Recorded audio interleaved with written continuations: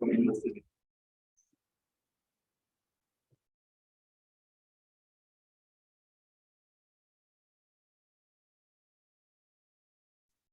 bien, muy buenos días a todos los que nos acompañan el día de hoy, por supuesto, aquí presentes y en línea, a las sesiones simultáneas del Congreso Mundial de Personalismo. El día de hoy iniciaremos con la mesa en torno a Víctor Franklin. Para esta sesión nos acompañan Alejandra Gómez Vilchis, Gabriel Capriles y René Solá. Cada ponente tendrá 20 minutos para leer, para llevar a cabo su exposición. Y sin más, me permito presentar a nuestro primer participante. Ella es Alejandra Gómez Vilchis. Ella es licenciada en Estudios y Gestión de la Cultura por la Universidad del Claustro de Sor Juana. Tiene maestría en Humanidades por la Universidad Anáhuac, México. Y es doctorante en Humanidades por la Universidad Anáhuac, México. También es profesora de ser universitario en la Universidad Anáhuac, México. Es mentora en el programa personalizado de formación. Y sus áreas de investigación están en el pensamiento de Gilles Lipovetsky, la posmodernidad en la filosofía y el cine, específicamente en Sofía Coppola y su filmografía, la antropología filosófica y el pensamiento de Víctor Franklin desde una aproximación antropológica. El día de hoy, Alejandra nos estará presentando El vacío en el hombre contemporáneo, una aproximación desde Gilles Lipovetsky y Víctor Franklin. Alejandra, te escuchamos. Gracias. Buenos días a todos. Mi nombre es Alejandra Gómez Vilchis y ahorita les voy a presentar este trabajo. ¿Okay? Bueno, pues me gustaría comenzar diciendo que vacío es parte de una problemática que se encuentra en la antropología filosófica contemporánea. Porque el hombre se ha realizado preguntas filosóficas durante toda su existencia, ¿no? ¿Qué es la trascendencia? ¿Quién soy yo? Etcétera. Pero parecería que hoy en día el hombre pasa por una crisis existencial. Y en esta crisis existencial nos encontramos con varios rasgos o características que el hombre tiene, que es el vacío, la indiferencia, el narcisismo, ¿no? Y que esto es propio de una etapa que los filósofos nombran con diversos nombres, como la posmodernidad, la hipermodernidad o la tardomodernidad, que corresponden a lo que sería la contemporaneidad, ¿no? Bien, ahora, ¿por qué el vacío existencial se puede tratar como una problemática antropológica en la filosofía? Bueno, ¿cómo podemos definir primero qué es el vacío? El vacío es esta imposibilidad por sentir y por encontrarle un sentido a la vida. Palabras tanto de Frankl y como de Lipovetsky, ¿sí? Ahora, ambos concuerdan en que el hombre se encuentra sumergido en un vacío que no nada más lo afecta a él, sino que también afecta sus relaciones con el otro.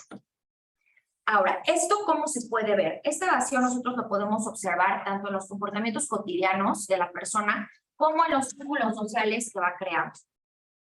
Ahora, esto lo van a reflexionar específicamente el filósofo y sociólogo Gilles Lipovetsky y el psiquiatra Víctor Franklin. Ahora, Lipovetsky va a partir que el vacío es uno de los principales rasgos que presenta el hombre hipermoderno desde dos ámbitos, desde su realidad social y desde su realidad individual. Esto quiere decir que lo presenta tanto con las personas con las que se desenvuelve, con las que se relaciona y consigo mismo. Y Frankl lo va a plantear como uno de los males que aqueja al hombre de nuestra época, que ahorita vamos a hablar un poco más de esto.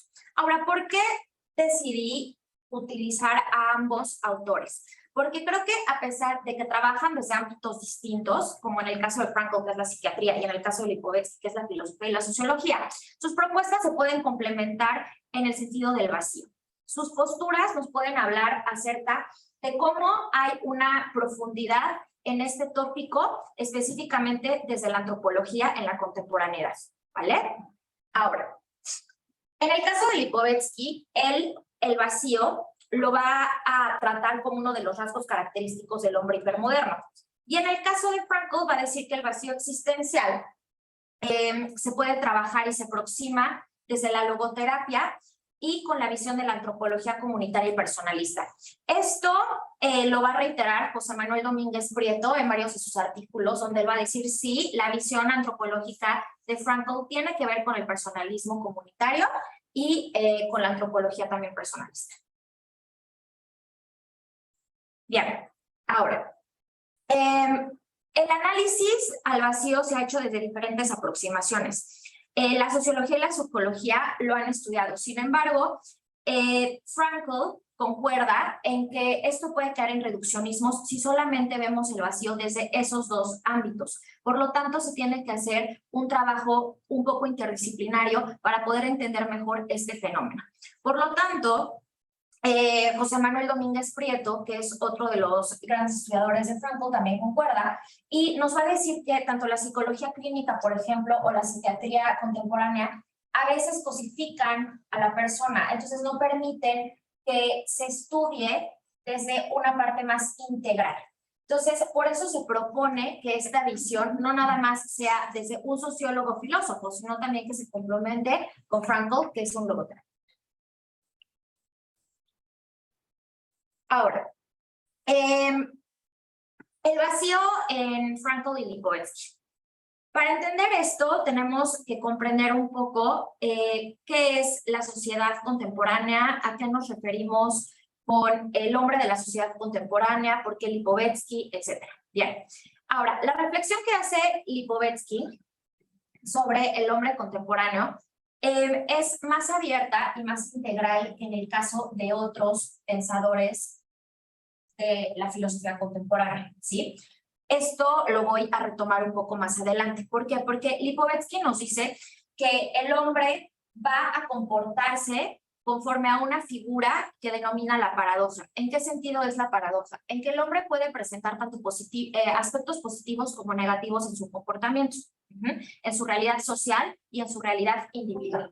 Esto quiere decir que el hombre no es puramente negativo, el hombre no es puramente positivo, sino que hace que se comporte con esta paradoja. Entonces, Lipovetsky nos va a decir, bueno, hay que contextualizar. ¿En dónde se enmarca este hombre? ¿En dónde se enmarca este vacío? Se enmarca en la contemporaneidad. Y bueno, ¿qué es la contemporaneidad? Si nosotros lo abordamos históricamente y desde un marco sumamente tradicional, diríamos que empieza desde 1965 con la Revolución Francesa. Pero si nosotros lo vemos desde un marco filosófico, la contemporaneidad aborda lo que se denomina posmodernidad, hipermodernidad, modernidad líquida o tardomodernidad. Ajá. Ahora, ¿por qué es importante hacer esta distinción? Porque para la filosofía existe algo antes que es la modernidad. Y la modernidad va a tener como bastiones, por así decirlo, de pensamiento a dos filósofos, que es Descartes y Kant. Ahora, ¿por qué esto es importante? Porque Lipovetsky va a decir, la filosofía que se enmarca en la modernidad tiene valores imperantes. Estos valores imperantes son principalmente la razón, el progreso, la religión, la nación y la moral. Pero ¿qué va a pasar? Estos valores se van a ir resquebrajando poco a poco. Ajá. Entonces, vamos a tener que lo que era un orden coercitivo y una exigencia al hombre va a ir cambiando en la posmodernidad. Vamos a tener una crisis de valores y una pérdida de sentido común. Ahora, Lipovetsky va a decir que esto comienza en la Segunda Guerra Mundial. Ajá. Y cuando termina la Segunda Guerra Mundial, Occidente entra a una faceta que se le denomina las sociedades de la abundancia. ¿Qué son las sociedades de la abundancia? Específicamente, después de la Segunda Guerra Mundial, van a entrar en una economía de posguerra, que es una economía, pues, donde la gente va a tener afluencia económica y le va a permitir que puedan comprar cosas que van más allá de sus necesidades primarias. Entonces, con esto, la sociedad va a tener muchísimas más opciones, para poder comprar cosas, adquirir, etc. Y entonces va a comenzar ciertas características como el hiperconsumo. Y que el hiperconsumo es uno de los causantes, por ejemplo, del vacío, ¿sí? Ahora, esto que él denomina como toda la apertura de opciones que tenemos, le va a llamar un proceso de personalización. Este proceso de personalización significa que el individuo tiene a su mano todo lo que quiera, puede escoger de su vida lo que más le apetezca, para poderse configurar él en una realidad individual. Bien, ahora, Lipovetsky nos va a decir, bueno, eso era la posmodernidad, pero realmente la posmodernidad no es un quiebre completo con la modernidad, como en el caso de otros filósofos lo llegan a ver. Para Lipovetsky, la posmodernidad es más una continuidad. Por ejemplo, Lyotard lo ve como un quiebre, Lipovetsky lo ve una continuación. Y él va a decir, posmodernidad ya ni siquiera es un término que nos sirva para definir por completo la sociedad contemporánea. Entonces, él acuña el término hipermodernidad. Y él dirá, ok, ¿qué es lo que hace que la sociedad sea hipermoderna? Pues tenemos el surgimiento en el nuevo siglo de Internet, de la tecnología, las redes sociales, y todo esto creará en la sociedad algo hiper. Y será la forma en la que se comporta el hombre de la contemporaneidad. Este será su nuevo ethos. ¿Y cuáles entonces van a ser los rasgos del hombre hipermoderno? Pues va a ser el individualismo, el narcisismo, la indiferencia y la ligereza. Bien, ahora sí, vámonos directo con el vacío. ¿Qué es el vacío para Lipovetsky? El vacío para Lipovetsky es una manifestación que surge del narcisismo, es un trastorno narcisista. Ojo, para Lipovetsky no lo ve desde la psicología, ¿sí? Porque desde la psicología es otra cosa. Él lo está viendo desde la parte social y filosófica. Por eso dice que es un trastorno de carácter. Ahora, él dirá que Narciso es el símbolo de nuestro tiempo. Es la forma en la que se comporta el individuo de la sociedad hipermoderna. ¿Cómo va a definir más a fondo el narcisismo? Como este interés extremo que tiene el individuo por su esfera individual. Donde ya no le va a interesar lo que le pase al otro. Entonces hay una indiferencia, ¿ok? Y la sensibilización que siente hacia los demás es epidérmica. ¿A qué se refiere con epidérmica? Es muy superficial el vínculo que se establece con la otra persona, porque a mí lo que me interesa es yo y yo. Ahora, esto se debe al proceso de personalización que ya les había comentado hace poco. Con todas las opciones que yo tengo a la mano, solamente me voy a interesar por aquello que me puede beneficiar a mí y ya no hacia los demás. ¿Okay? Ahora, este narcisismo también va a generar que el hombre presente una existencia presentista. ¿A qué se refiere con esto? Que solo le interesa el presente. Ya no va hacia el pasado ni tampoco hacia el futuro. Entonces, eso genera actitudes también hedonistas y por consecuencia, un vacío. Ahora, el vacío entonces, como les mencionaba, es un trastorno narcisista y ocasiona frialdad que se puede traducir en Lipovetsky como esta evasión a los apegos emocionales. ¿Esto qué quiere decir? Sí voy a socializar, sí voy a mantener amigos, sí voy a mantener relaciones, pero estas voy a tratar de que sean lo más superficiales que se puedan. ¿Por qué? Porque tengo miedo al sentimiento. Y esto se define como algo denominado The Flight from Feeling, de Christopher Lasch. Christopher Lasch es un sociólogo en el que se apoya a Lipovetsky para poder hablar de esto. Este Flight from Feeling significa yo voy a tratar de evadir lo más que pueda todos los sentimientos. ¿Para qué? Para no lastimarme y también para no comprometerme. Entonces voy a tener relaciones que van a ser sumamente superficiales y que también, por ejemplo, Bauman lo trabajará en amor líquido. ¿Ok? Bien. Ahora, estos vínculos pues desarrollan un vacío existencial, ¿no?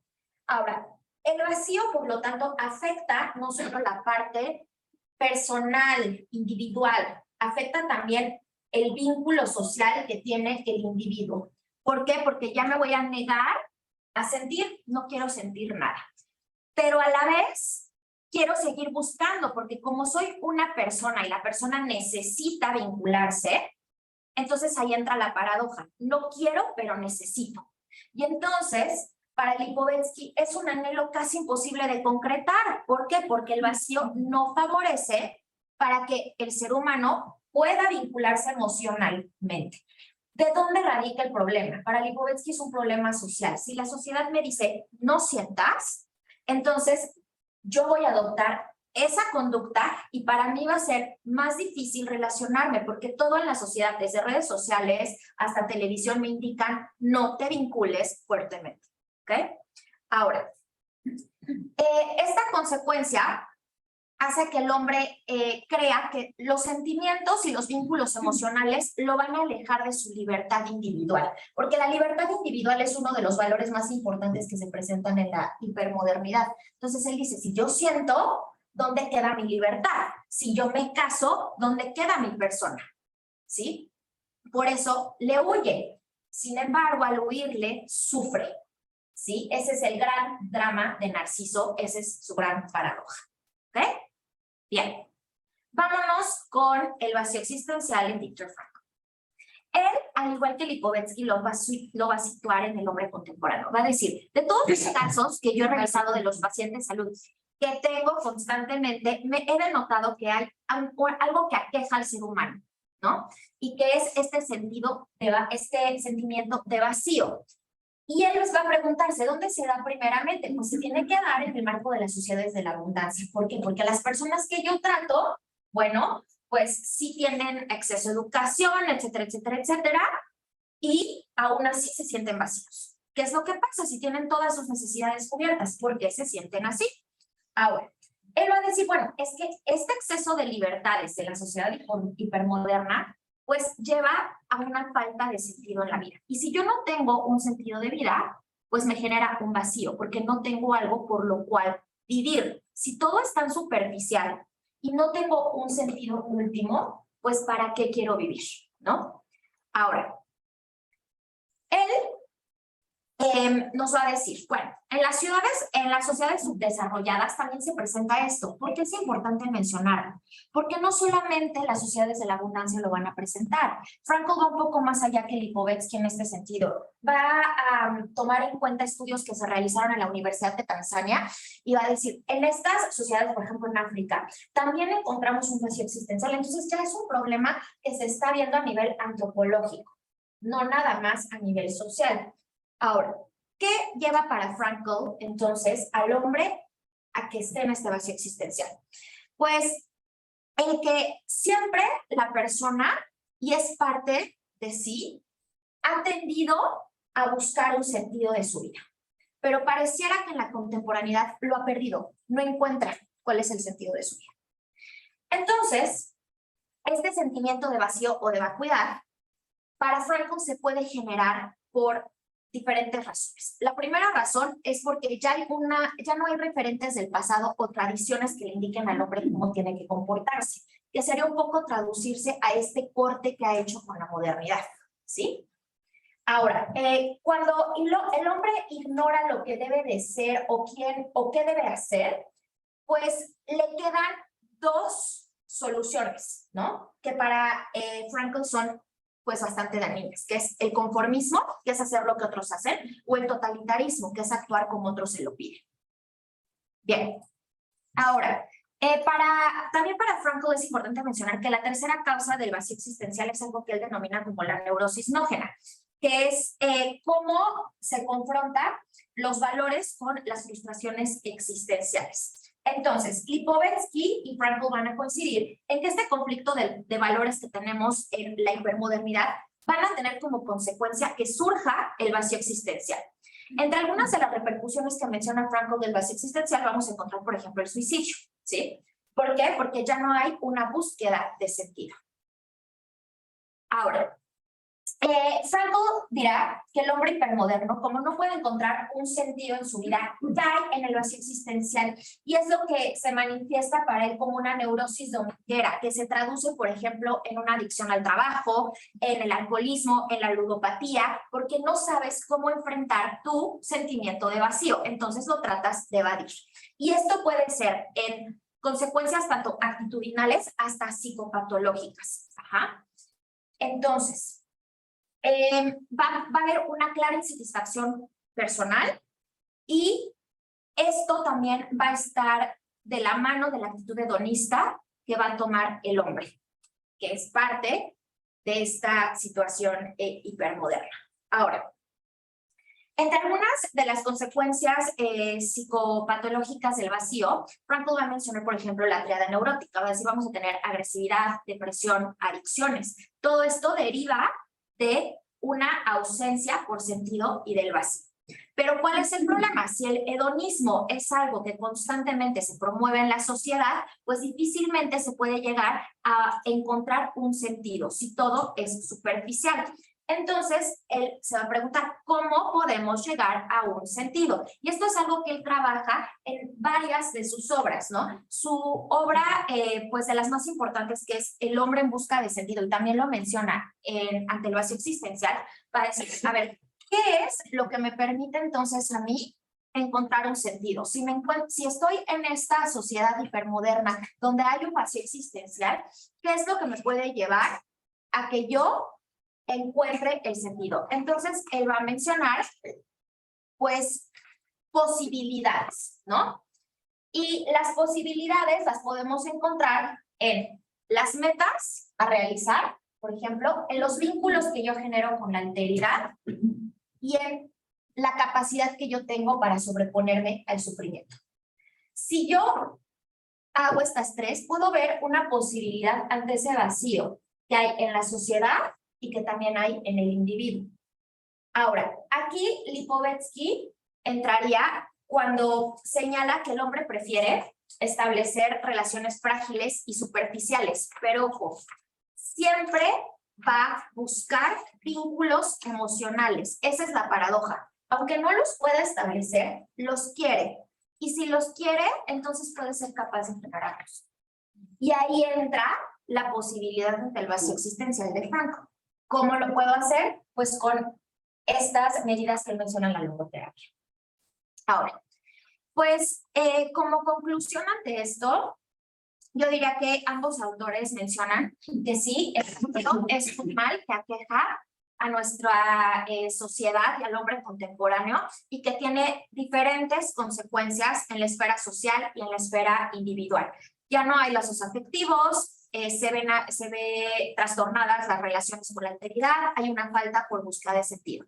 Y aunque ambos abordan desde trincheras diferentes, en el caso de Lipovetsky, que lo hace desde la filosofía y la sociología, Frankl desde la psicoterapia, creo que los dos tienen en común que es algo importante de analizar y que es importante no caer en un pesimismo en el que ya no hay salida, sino que ambos dicen sí, sí hay, ¿no? Lipovetsky no llega como Frankl a proponerla, pero sabe que no todo es terrible y sabe que no todo es, ay, pues es el vacío ya que el hombre se muere. No, sino, a ver, hay posibilidades, sí, yo no te puedo proponer una, pero Frankl te dice sí hay.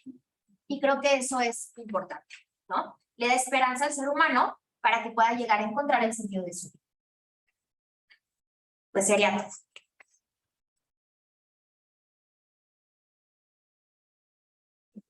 Presentarnos por problematizar el vacío existencial como un asunto de problema antropológico y a través de las miradas, conceptos y aproximaciones o ecosistema de conceptos de estos dos autores que lo son Lipovetsky y Frankl. Bien, a continuación, Gabriel Capriles nos va a presentar aproximación a algunos rasgos de la noción de persona en la antropología del psiquiatra Viktor Frankl.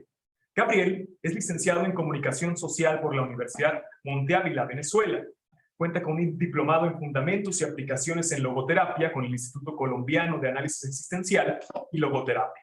Actualmente es profesor de Ética del Liceo Los Robles y estudiante de la Maestría en Filosofía Personalista con la Universidad de Anáhuac en México y la Asociación Española del Personalismo. Gracias, Gabriel. Te escuchamos. Bueno, Alejandro, muchas gracias por tu exposición. Y de hecho, lo que hace a Viktor Frankl, un autor personalista, es ese optimismo, bueno, que él dice optimismo trágico. Y de hecho hay otro autor que dice que esto lo comparten los autores personalistas, ¿no? Que no solamente hacen un diagnóstico de la sociedad, por más oscuro que pueda ser, sino que proponen una solución, ¿no? Proponen una esa esperanza, que es lo que vamos a ver un poco ahorita. Entonces, en Viktor Frankl, vamos a ver, lo primero que vemos en Viktor Frankl es como ese giro personalista. No, bueno, él se enfrenta a la despersonalización en el ámbito médico, también se va a enfrentar a la despersonalización en los campos de concentración y con el régimen nazi, pero en su área, la psiquiatría, se encuentra con una psiquiatría deshumanizada, que ofrecía una ayuda psicoterapéutica, pero que descuidaba la dimensión espiritual de sus pacientes. Y bueno, si descuidaba la dimensión espiritual de sus pacientes, que es la dimensión propia del ser humano, va a haber como una reducción también en la existencia de la persona. Por eso él va a decir que la psicología individual y el psicoanálisis en ese momento, yo sé que ya ha evolucionado, ofrecía una ayuda psicoterapéutica basada en una caricatura del hombre.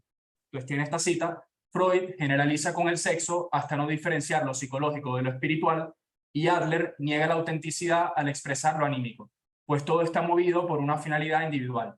Y justamente esa crítica al psicologismo es como siempre intentamos desenmascarar al hombre, pero cuando llegamos a lo auténtico.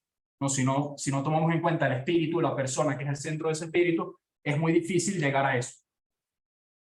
Entonces Frank decide tomar otro camino distinto al de los dos grandes maestros. Siempre tiene un gran respeto por ellos, pero lo que quiere es proponer una psicoterapia que parta de la dimensión espiritual.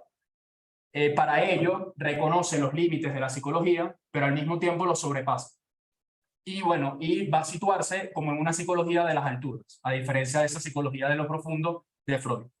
Dice, en Psicoanálisis Existencialismo: debemos preguntarnos si no ha llegado la hora de que la existencia humana sea enfocada también dentro del campo de la psicoterapia en todas y cada una de sus capas, no solo en profundidad, sino también en altura, rebasando así deliberadamente no solo el nivel de lo físico, sino también de lo psíquico, y englobando por principio el campo de lo espiritual. Entonces Frank ve que tiene que hacer una antropología y también tiene que abordar esos fenómenos de la psicología humana, que no es la psicología animal, sino la psicología de la persona. Por eso ese manual de José Domínguez es tan bueno. Necesita abarcar esos fenómenos desde una dimensión propiamente humana, la dimensión espiritual. Y por eso se plantea hacer una antropología y quiere atender las necesidades espirituales de sus pacientes. En Víctor Frank hay un aspecto existencial muy importante. Bueno, los que se han leído El hombre en busca de sentido entenderán eso, pero también cuando tenía 13 años hay un evento que un profesor de ciencias naturales dijo que la vida del hombre se explicaba por un proceso de oxidación, y él dijo que eso no podía ser así porque si no la vida no tenía sentido. Entonces, claro, hay como ese interés existencial de Frank, del mismo Frank, que lleva a desarrollar su antropología, pero también a seguir desarrollando su logoterapia. Bueno, siempre está ayudando gente, y mientras ayuda a gente va desarrollando su antropología, que creo que es un fenómeno también importante y muy personalista. Entonces Frank entiende al hombre como una unidad dimensional. El hombre es una unidad que tiene 3 dimensiones, una biológica, otra psicológica y otra espiritual, pero cada una tiene sus manifestaciones propias, pero nunca rompen la unidad de la estructura. Y esa unidad se encuentra en el núcleo del espíritu, que es la persona. Solo la persona espiritual viene a fundar la unidad y la totalidad del ente humano. Esto lo dice en el libro La presencia ignorada de Dios. Entonces, Frank va a hablar de una unidad antropológica que en el libro Fundamentos de Logoterapia cita a Santo Tomás, pero menciona a Santo Tomás, no sé el contacto que ella tenía con el tomismo, pero sería interesante ver ahí. Y también va a tomar aportes de Scheller, que bueno, se distancia con lo de la unidad antropológica, pero con los aportes de Scheller va a decir que la persona es centro de actos espirituales. O sea, que la persona es un centro que tiene una existencia abierta, que es un ser facultativo, que ama, que quiere, que piensa. Entonces, y el método que va a utilizar para estudiar la existencia humana va a ser el análisis existencial. ¿No? Por un lado, con los aportes del existencialismo que introduce Ludwig Binswanger, los introduce la psiquiatría, que entiende al hombre como ser en el mundo, que ahorita vamos a ver lo del ser en el mundo es importante en Frank, y también agarra muchos aportes de la fenomenología, que él dice que es como un intento de interpretar la existencia humana. Entonces, el primer rasgo que vamos a ver de Frank, bueno, que yo voy a tocar, pero que este es como el rasgo más importante de toda su antropología, él dice que el hombre se sitúa en el mundo como un ser responsable. No, el animal es un ser fáctico, es un ser que ya está hecho, es un ser determinado, y su finalidad vital es la adaptación al medio. Pero en cambio el hombre es un ser facultativo y es un ser que recibe unas coordenadas, bueno, un destino biológico, psicológico, social, y en esas coordenadas se realiza. O sea, la finalidad existencial del hombre, la meta existencial, es la realización. No es la adaptación, que él va a decir que eso creía Freud, ni la conformación, como decía Adler, sino la consumación de la propia vida. Ya, pues. Entonces,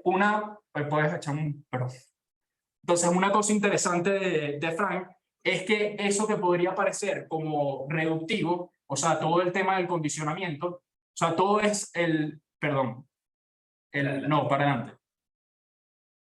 Este destino biológico, psicológico, social, que podría parecer como una limitante, es para Frank las condiciones para poder vivir, o sea, para poder vivir humanamente. Entonces, claro, él va a decir, citando a otro autor, Hebel, que la vida es una ocasión para algo. Entonces, claro, todas esas cosas que podrían presentarse como limitaciones, es más bien para Frank la ocasión para algo. Sin esos condicionamientos no podríamos vivir como seres humanos, no podríamos realizar. Entonces, ¿cómo el hombre se realiza? Se realiza con el sentido.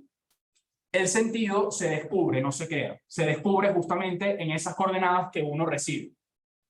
Uno es consciente de su realidad y ante esa realidad responde. Y por eso también es responsable. Fran va a decir que el sentido es la interpretación del deber de una existencia concreta. Bueno, a mis alumnos, yo a veces les explico que el tema del sentido, porque a veces es una cosa muy abstracta, entonces los alumnos, profe, por el tema del sentido. Entonces, uno podría decir, mira, si tú eres hijo de tu mamá y llegas a tu casa y tu mamá está enferma, lo lógico es que atiendas a tu mamá y no que te encierres en el cuarto a jugar Play. Entonces, cuando tú no atiendes a tu mamá que está enferma, que te sientes llamado a atenderla y te pones a jugar Play, ahí hay una frustración existencial. Y bueno, de esas frustraciones existenciales, también en ese, bueno, estoy perdiendo la vida con el Play, también ahí podría venir el vacío. Y Joseph Fabry, que es otro logoterapeuta, él va a decir que en Frank hay dos tipos de sentido. El sentido de la vida, que es como ese gran horizonte que uno siempre está persiguiendo, pero que nunca alcanza, y el sentido del momento, que es como el ámbito concreto de la realización del sentido. Bueno, yo me siento exigido por la realidad y tengo que responder. Pero al mismo tiempo, una cosa interesante en Frank es que el sentido de la vida se descubre y se realiza descubriendo y realizando el sentido del momento. O sea, yo no me tengo que ir a la China a descubrir cuál es el sentido de mi vida, sino que siendo responsable de mis circunstancias, el sentido del momento es como si estuviera en una barca que me va acercando cada vez más a ese horizonte que es el sentido de mi vida. Entonces, la gran cuestión que se pregunta Frank en su libro La presencia honorable de Dios es cuál es el fundamento de ese sentido. ¿No hacemos el deber por un imperativo categórico o me lo dice la realidad es la que me interpela? Entonces, como Hume diríamos que hay una falacia naturalista. ¿No? Entonces, él ve la necesidad de ver cuál es el fundamento del sentido. Y él dice que hace falta entonces preguntarse por el de dónde de la conciencia y el ante qué de la responsabilidad. Entonces, en este sentido, va a bajar a lo profundo, ¿no? A los aportes de Freud. Y él va a decir que Freud entendió lo más profundo del hombre como un inconsciente, pero como un inconsciente puramente impulsivo. En cambio, Fran va a decir que lo más profundo del hombre no es lo impulsivo, sino que es lo espiritual. Entonces, él va a hablar de un inconsciente espiritual. Y va a decir que lo más profundo del hombre no es lo impulsivo, o sea, sí, no es lo impulsivo, sino lo espiritual, y que a la vez es lo más alto del hombre. ¿Por qué? Porque el inconsciente espiritual me informa de mi existencia. O sea, me informa de mi espiritualidad, de lo que tengo que realizar. Me informa del sentido. Entonces va a ver la persona profunda no desde una facticidad psicofísica, que era como lo veía Freud, sino como centro de la existencia espiritual. Y ahí entonces va a hablar, bueno, primero habla del carácter alógico de la conciencia. Él dice que la conciencia, por ejemplo, la conciencia te muestra lo uno y necesario, y solo cuando uno realiza el contenido que te dice la conciencia, que es totalmente individual y personal, después uno la racionaliza. Por eso el examen de conciencia, ¿no? Y él va a decir, que esto es muy interesante, que la conciencia tiene sus raíces en una profundidad emocional y no racional. O sea, en una profundidad intuitiva del inconsciente espiritual. Y luego dice, allí donde el yo se mueve en una esfera inconsciente, como en su propio terreno, puede hablarse respectivamente de conciencia, amor, arte. Hace poco, en la clase de psicología personalista de la maestría, la profesora nos mostraba el caso de Robert Schumann, de este gran compositor de música clásica. Entonces, claro, era una persona que tenía episodios de esquizofrenia, que tenía ideas suicidas, pero era una persona que tuvo 6 hijos, parece que fue muy buen padre de familia, quiso mucho a su esposo, a su esposa, se realizó a través de la música. Entonces, claro, vemos que esta persona que tenía una enfermedad era capaz de encontrarse con lo que él es, con su persona, a través de la música y a través del amor. O sea, bueno, que lo que dice aquí un poco, ¿no? O sea, encontró como esos caminos de personalización, que es un poco de lo que habla el doctor Domínguez en su manual. Y también va a hablar del carácter trascendente de la conciencia, como esa voz de la conciencia, como un otro o como una realidad extrahumana que me llama, ¿no? Cuando uno ve estas dos cosas, el carácter alógico, me siento, y el carácter trascendente, llamado, no me siento llamado a realizar. O sea, el espíritu o la persona está informada por una realidad extrahumana. Entonces, por eso va a hablar de una religiosidad inconsciente, presente en ese inconsciente espiritual. Esta cita lo explica muy bien. Se ha dicho que la conciencia es voz de la trascendencia y que por tanto ella misma es trascendente. Así pues, el hombre irreligioso no es sino aquel que ignora esta trascendencia de la conciencia, porque también el hombre irreligioso tiene en efecto conciencia. También él tiene responsabilidad, solo que no pregunta más allá, no pregunta ni por el ante qué, ni por el de dónde de su conciencia. Bueno, esta frase, yo estaba discutiendo con un amigo que él dice que es ateo, y se la leí y casi se pone a llorar. No, porque, o sea, es un tema muy interesante. Bueno, el acercamiento que uno puede hacer no desde un punto de vista religioso, sino filosófico, y bueno, es muy interesante. Entonces él va a hablar de la presencia honorable de Dios dentro del hombre, de ese inconsciente espiritual. Él habla del inconsciente espiritual no como un lugar, como hablaría Freud con su estructura, porque se hablaría de un lugar, entonces se metería en el esquema freudiano, sino que más bien habla de eso como un ámbito. Bueno, de un ámbito de encuentro con esa realidad extrahumana.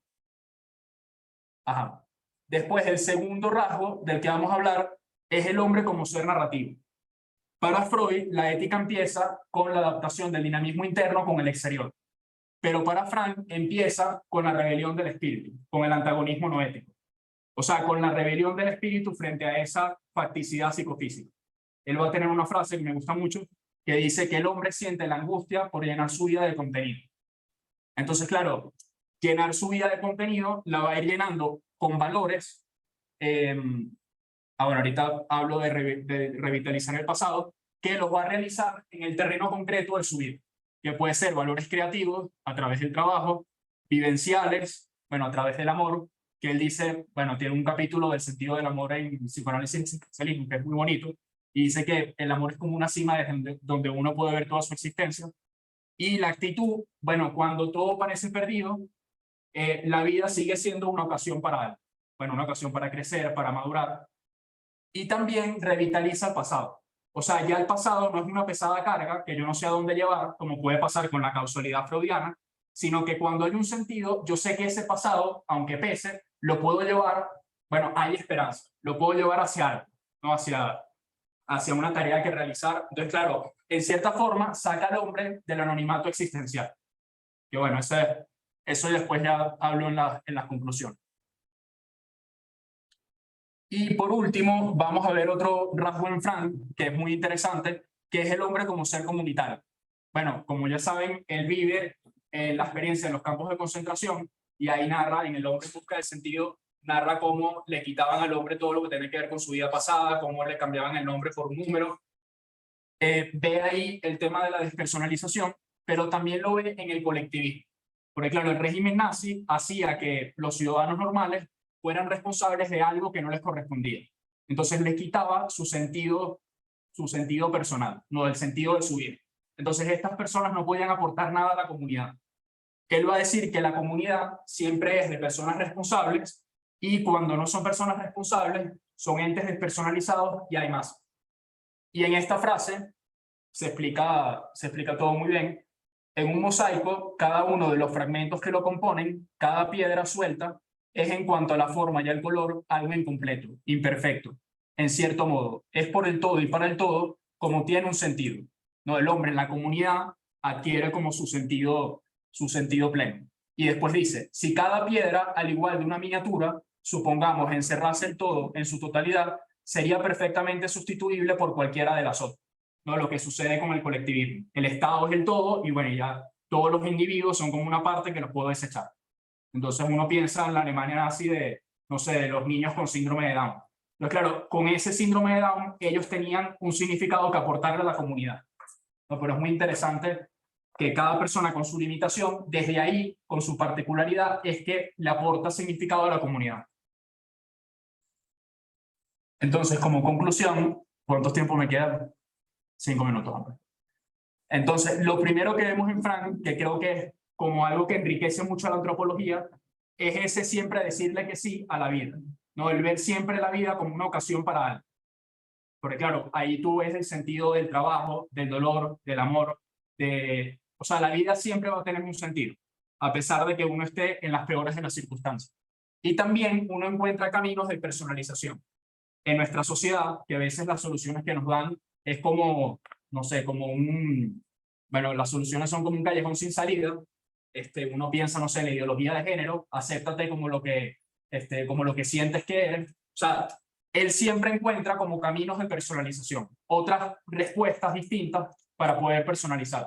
Tu situación siempre va a tener sentido y vas a poder realizar. Después, su antropología no es una propuesta definitiva, que esto es muy importante, sobre todo para que va a servir, bueno, va a servir ahora para una terapia integrativa, por ejemplo, como ya están trabajando la profesora Rosa Sapien o el profesor Domínguez. Y bueno, tiene esta frase que a mí me gusta mucho: no he tenido ningún interés en crear robots ni en criar loros que repitan la voz del amo, ¿no? Entonces él pone como la base y después hay otros logoterapeutas como Elizabeth Lucas que van a ser como muy creativos y van a desarrollar su propio pensamiento. Claro, siempre apoyados en los principios de la logoterapia, que Frank dice: a mí lo que me importa es que todos mis seguidores sean personas que le digan que sí a la vida. Esa es como la condición que él da. Y ya después lo que quiero es creatividad. Eso lo dicen fundamentos de la logoterapia. Y después hay un elemento muy importante que es el elemento de la confianza. Esa confianza que uno ve en la terapia de un terapeuta y del paciente, que ambos están buscando el sentido.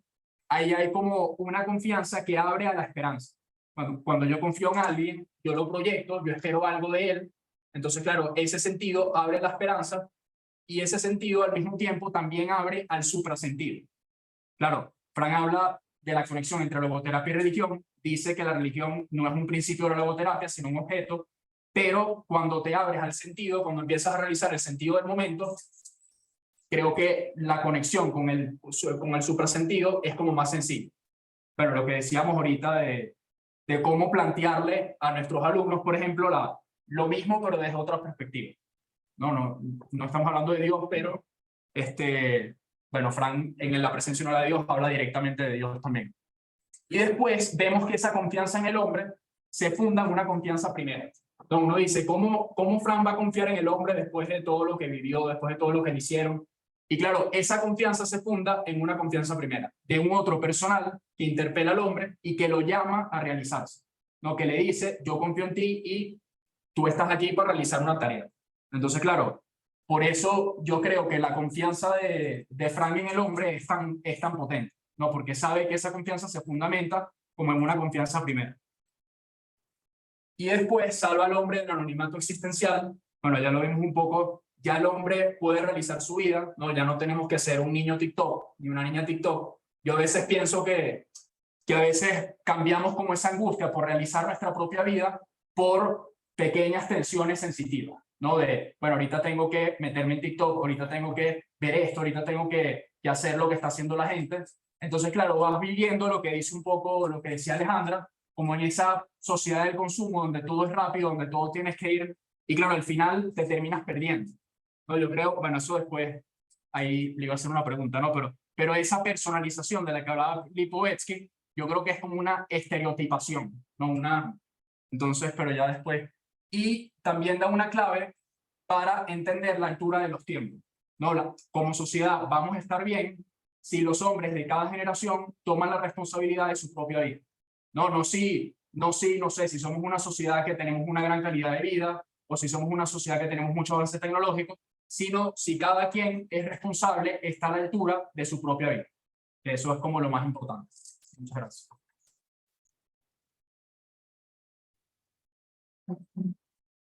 Muchas gracias, Gabriel, por ayudarnos a escudriñar esta pregunta del inicio. ¿Cuándo llegamos a la persona para después meterte en esas capas de lo que es un ser humano, volverle a integrar y descubrir el sentido en ese proceso? Ahí donde nos toque estar.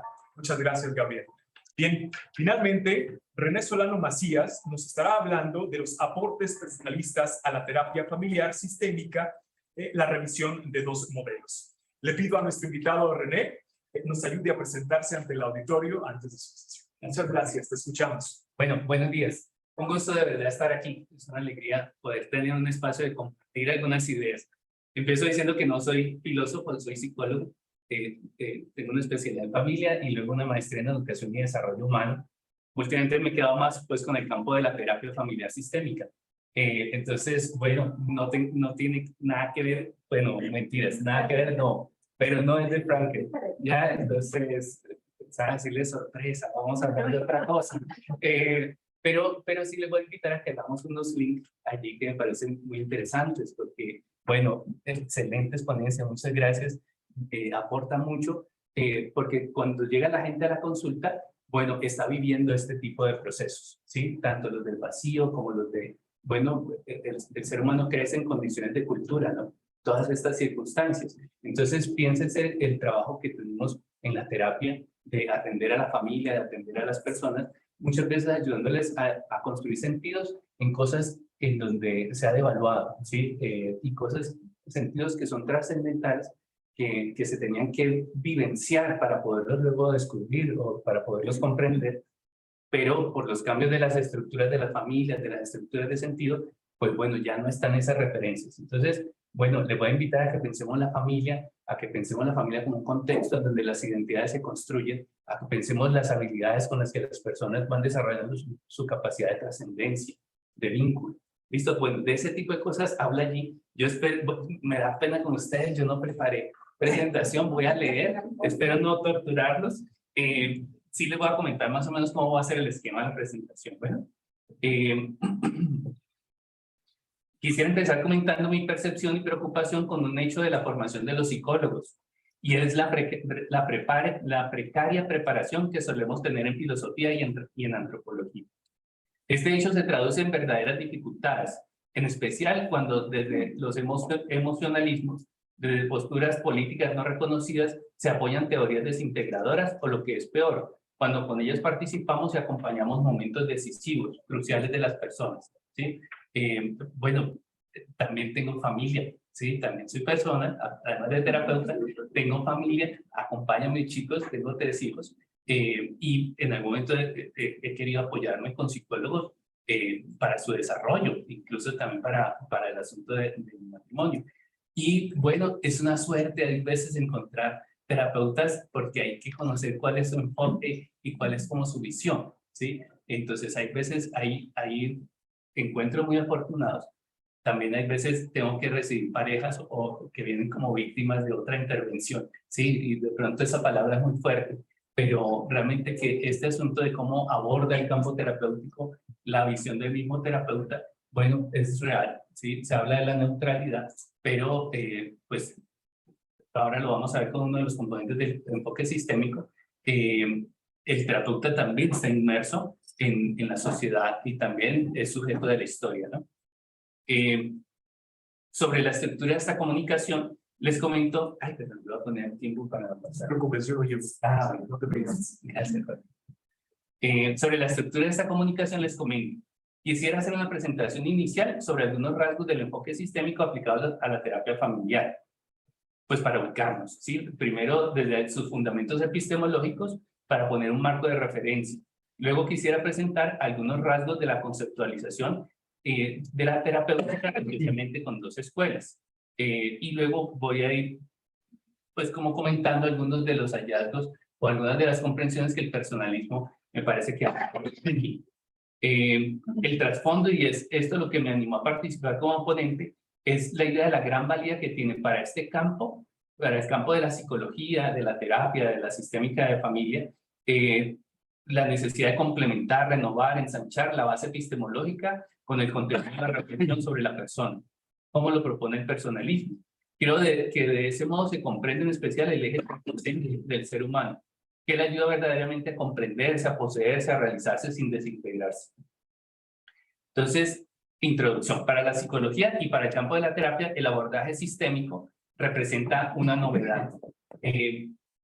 Entonces, disculparán, que no se me pierda, voy a hablar de psicología y del campo sistémico. Dentro del campo sistémico va a empezar con una parte un poquito ruda, que es la parte epistemológica, que no es nada psicológica, viene de otras teorías.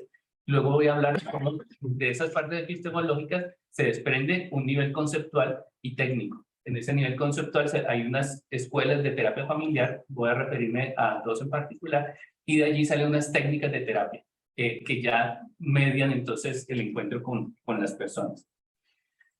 Se propone que en el enfoque sistémico hay una relevancia crucial de las interacciones. ¿Sí? Lo que más destaca este enfoque y lo que lo distingue de los otros enfoques en psicología es que aquí valoramos la interacción entre las personas, porque ellas constituyen contextos significativos en los que, según esas modulaciones de esas interacciones, de los tonos emocionales en los que ellas se dan procesos de significación, se dan a través de procesos comunicativos y relacionales. Las personas construyen allí saberes que recrean permanentemente sus identidades personales y colectivas. Estos procesos relacionales que fundan psíquicamente a la persona se dan en el contexto de fenómenos que las enmarcan a ellas y a sus vínculos, las circunstancias, diría Ortega, tales como el ciclo de vida familiar, las ondulaciones de los sistemas de creencias personales, familiares. También hay unos ejes, ¿sí?, que son los sociales e históricos, que también hacen presencia en la vida de las familias y por ende entonces en las personas.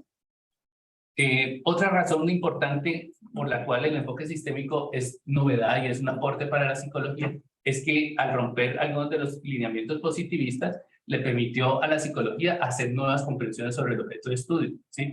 Los enfoques tradicionales en psicología tienen una epistemología positivista que lastimó la comprensión sobre el ser humano, ¿sí? Incluso limitó y incluso en la historia se dieron errores como de tratar de acomodar al objeto, ¿sí?, de acuerdo al método. Aplicado eso a la comprensión del ser humano, ustedes ya dirán, pues, ¿qué es lo que representa eso, cierto? Entonces, por eso me parece muy bonito ese avance que se da en la epistemología sistémica. En la historia de la... bueno, esto ya lo acabé de decir. El enfoque sistémico parte de al menos 3 cuerpos teóricos.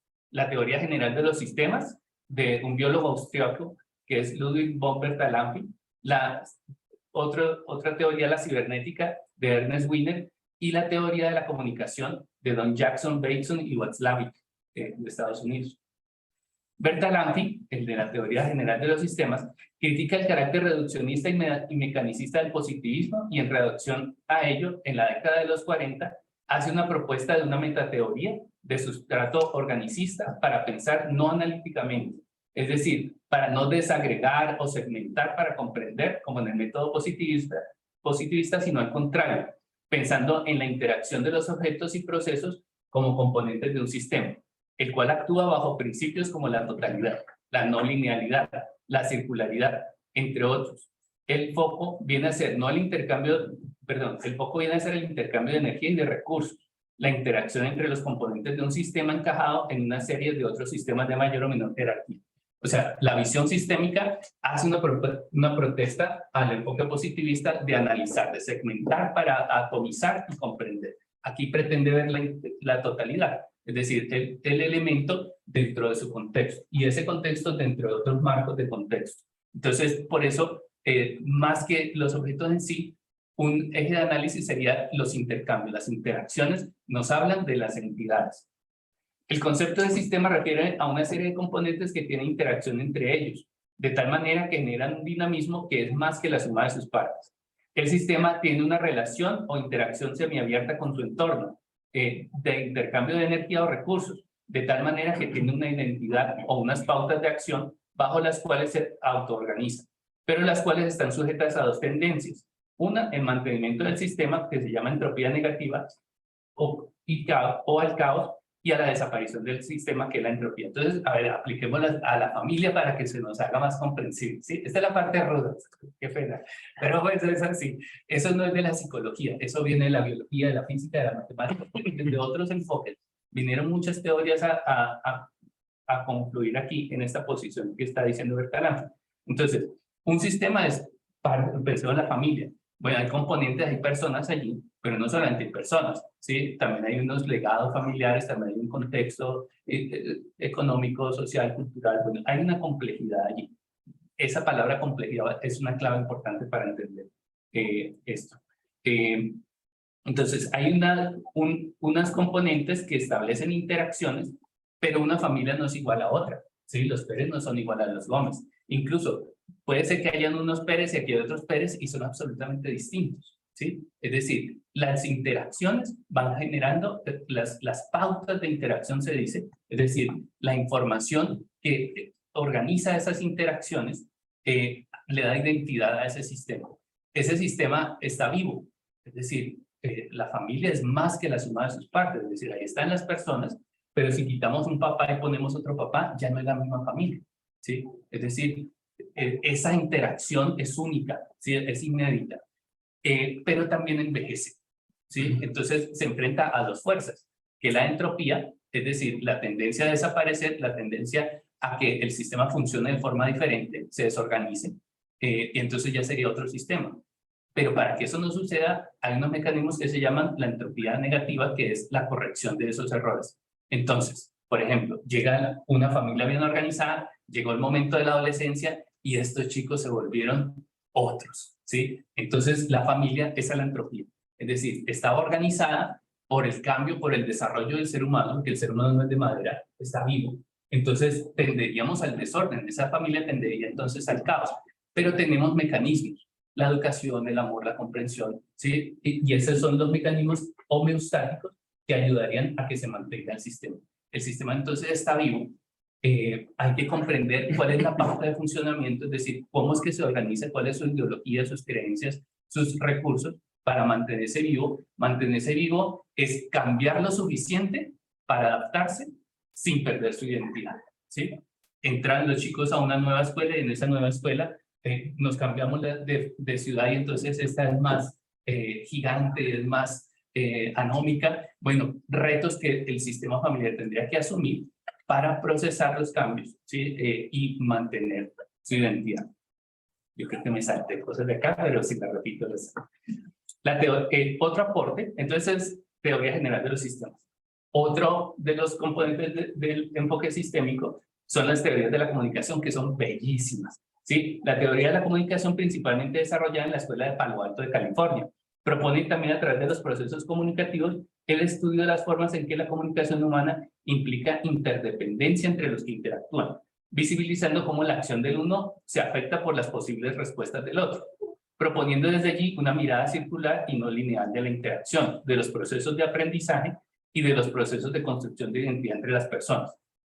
Los procesos inconscientes que subyacen a las interacciones humanas no consideran el inconsciente propuesto por Freud, sino que más bien explican los procesos de percepción de la gestalt, la traducción, ¿sí? Entonces, la otra escuela es súper linda, es los estudios sobre la comunicación humana, pero hay un enfoque que ustedes conocerán sobre la comunicación que dice, no, el que efectúa la comunicación, el receptor, esa no, esa es la teoría a la que ellos protestan, porque dice la comunicación humana no es así. Es decir, tú vas a comunicarte, pero si con quien vas a interactuar está con cara dura, tú modificarías tu acción. Es decir, la acción del uno se modifica por la acción del otro, de manera inconsciente e imperceptible. Pero eso que sucede en la comunicación sucede en las identidades. Es decir, el ser humano, el ser social, se modifica por la presencia y por la actuación del otro. Procesos que no vemos, pero que conviene visibilizar, porque muchas veces en ellos está, por ejemplo, el sufrimiento, o en ellos está la posibilidad de generar interacciones, pongámoslo en este lenguaje personalista, pues interacciones personalizantes. Por último, la teoría de la... Bueno, estas teorías tienen mucho contenido. Yo aquí estoy haciendo una labor pues, de resumir muy grosera, ¿sí? Pero bueno, para que nos ayude. Finalmente, sobre la teoría de la cibernética que propone Wiener, la idea también es bellísima. La cibernética viene de un latín que significa timón. Entonces, la pregunta es, ¿qué es lo que dirige? ¿Sí? ¿Qué es lo que dirige? Aquí estamos en un grupo, digamos que esto es un sistema, interactuamos. ¿Cuál es la lógica que organiza este sistema? Entonces, por ejemplo, todos los focos de atención están puestos acá, ¿sí? Quiere decir que este es el centro y esto supone que si usted llega aquí y no conoce, cuando se sienta ya sabe que aquí hay una lógica y esa lógica lo organiza usted. Le propone un rol a usted y si yo estoy aquí parado frente de ustedes, pues me propone un rol a mí, ¿sí? Entonces, esa pauta que organiza es información. Entonces dice, tenemos que hacer una ciencia, no de los objetos materiales, porque eso no es lo que nos habla la verdad. Lo que nos habla la verdad es una pauta más de información que es la que organiza la materia. Y por ahí se va en unos asuntos muy importantes. tiene unas aplicaciones bien importantes. Desde lo sistémico, cuando pensemos desde el positivismo, el sujeto estudia el objeto y entonces enuncia sobre él, dice, ¿sí? La cibernética le dice, diga, enuncie, pero reconozca que usted también está tejiendo una relación intencionada con ese objeto. Entonces, cuando tú hablas y haces ciencia, también estás haciendo parte. Es decir, este supuesto de objetividad, de asepsia del positivismo, pues desde aquí se complica un poco más. Y tendría una postura ética implicada. Y es que cuando vamos a hablar, tenemos que poder decir desde dónde estamos hablando, ¿sí? Ese rasgo es fundamental para pensar la neutralidad psicológica. Bueno, ahí cierro pues como el comentario de lo epistemológico. Entonces ya se van viendo que en psicología esta es otra epistemología, ¿sí? Es decir, propone no la intrapsique, y ahí está su valor. Es decir, la mente no se explica solo desde la mente. Y de pronto ese es un hallazgo que para la psicología significa pues un cambio de postura bastante importante. Apliquemos eso a la familia. Entonces, podríamos hacer un abordaje de la familia en donde hay un problema entre los esposos. Entonces, el problema del señor, hagámosle terapia al señor. Bueno, pues se le podría hacer, pero resulta que las interacciones son procesos que habría que visibilizar porque ahí sucede algo de esa intersubjetividad, ¿sí? Que ya conocemos en el personalismo cómo se hace de importante y de profundo. Voy a pasar entonces ahora a lo del campo conceptual, ¿sí? Que son las escuelas. Entonces, esta epistemología da a luz a unos abordajes conceptuales. Entonces, para pensar la familia, dentro de ello hay muy buenas escuelas y cada escuela tiene una propuesta terapéutica diferente. Voy a referir a una, de pronto de las primeras, que de pronto es icónica, que es la terapia estructural. La terapia estructural la propone especialmente un autor que se llama Salvador Minuchin, y trabaja con otros dos señores, Jay Haley y Montalvo. Trabajaron en Estados Unidos, trabajaron especialmente con chicos con problemas de conducta. Entonces, desde atender a los chicos, vino la pregunta de cuál es su familia, o sea, cómo funciona esto. Y esta es una experiencia que también se comparte con otra escuela en Italia, que trabajan con enfermos mentales, trabajan por ellos, les ayudan a avanzar, pero cuando vuelven a sus casas, al ratico están otra vez en problemas. Entonces, viene la pregunta sobre cómo es que funciona ese contexto. Me adelanto aquí un poquito. Parte de sus observaciones les hicieron ver que patrones de relación familiar más desestructurados ofrecían menos posibilidades de un acompañamiento exitoso para el manejo de las ansiedades de los niños y de los jóvenes en el hogar. Lo mismo pasaba con las familias sobreestructuradas, de modo que se daban circunstancias en que el menor o los demás miembros de la familia quedaban a expensas de ser superados emocionalmente por las crisis económicas, sociales o éticas. O las familias muy desestructuradas o las hiperestructuradas no ofrecen el acompañamiento humano suficiente para la estructuración de la persona. Una particularidad de la intervención estructural es el uso de técnicas de acción, que fueron criticadas al principio por ser muy directivas, luego ya se moderan. En el curso de los logros de estas metas, entonces voy a mostrarles más o menos cuál es el acercamiento del terapeuta. En el curso del logro de esas metas, es la familia quien es protagonista del proceso, no el terapeuta, quien es solo catalizador del cambio. El cambio se dinamiza en la medida en que contacta, ayuda a visibilizar y a reclamar posición a las necesidades e intencionalidades individuales. En el plano de las conversaciones y transacciones familiares, promoviendo la participación y el reconocimiento de cada miembro de la familia de acuerdo con los roles que cumplen dentro del sistema. Entonces, a ver, el terapeuta es un ping-pong. 4 minutos. Perdón. Listo, Jorge, gracias. Yo sé que no eres tú. Es el trabajo que te toca. Ya, bueno, entonces no, pues voy a abreviar, ¿sí? La tarea es de acercarse. La tesis que mueve esto es que el personalismo se necesita en la terapia familiar, porque ayuda a comprender más profundo aquello de lo que se trata. De lo que se trata no es de ayudarles a resolver problemas, de lo que se trata es de ayudarles a ser personas, ¿sí? De verdad, de ayudarles a encontrar una trascendencia, porque las opciones son muchas, ¿sí? Desde lo que proponen los compañeros, de verdad que la gente llega en unas fragmentaciones y unas posibilidades, pues, de verdad muy confusas, ¿sí? Muy riesgosas. Entonces, el trabajo del terapeuta es hacer un contacto, ¿sí? Desde la terapia, desde estos enfoques, hay un lenguaje para eso, pero hay un algo que falta, ¿sí? Hay un algo que falta. Es decir, las definiciones del contacto, de la cercanía, hacen todo lo posible, desde la década del 80, desde la década del 90, que se tienen el otro enfoque. Pero hay un algo, por ejemplo, el autor dice, la preparación del terapeuta es que estudie muy bien las técnicas y luego se olvide de todo eso para que las incorpore, ¿sí? Es el consejo que da él. Entonces, bueno, yo lo que releo allí es que lo que se busca hacer es de verdad que esto se introyecte en la persona. Habría que preguntar si el encuentro personalizante que establece el terapeuta pierde autenticidad, porque uno tiene un rol, ¿sí? Bueno, la respuesta que me doy es que no, ¿sí? Porque ese rol me da una intencionalidad, me da una participación, me da algo que aportarle, pero el reconocimiento de la persona, pensemos de qué estoy hablando. Estoy hablando por ejemplo, de entrar en el marco de una familia que está dividida por un conflicto, ¿sí? Y entonces entre ellos no se han podido poner de acuerdo. ¿Y cuál es la labor del terapeuta? Entrar a aliarse con cada uno de ellos. Y en medio de ese conflicto, ayudar a encontrar el punto de verdad que tiene cada uno de ellos para facilitar, no que yo les dé la solución, lo que les pasa y lo que deben hacer, no, aquí no está ese sujeto de poder, aquí está, es el encuentro con cada uno para que reflexionen desde tu postura, bueno, cómo ves a los demás y qué opciones ves. Y cuando comenzamos a movilizar esos procesos, entonces vamos comprendiendo un sentido trascendente de lo que es el amor. El amor es en hechos, uno puede decir que ama, ¿sí? Pero el amor es comprender que el otro me invita a crecer como persona, a inventarme y a reinventarme en habilidades para ser capaz de interactuar con eso que no estoy comprendiendo y que me está matando, que me genera dolor. Eso en el contexto social del vacío, de la fragmentación, del narcisismo, del individualismo, bueno, se vuelve una luz, creo que es una luz, pero también se puede volver algo macabro porque se puede volver la herramienta te cuesta divorcio, o sea, ser feliz, que de pronto son otros vientos que corren en la psicología y que me parecen pues un verdadero reto para lo humano.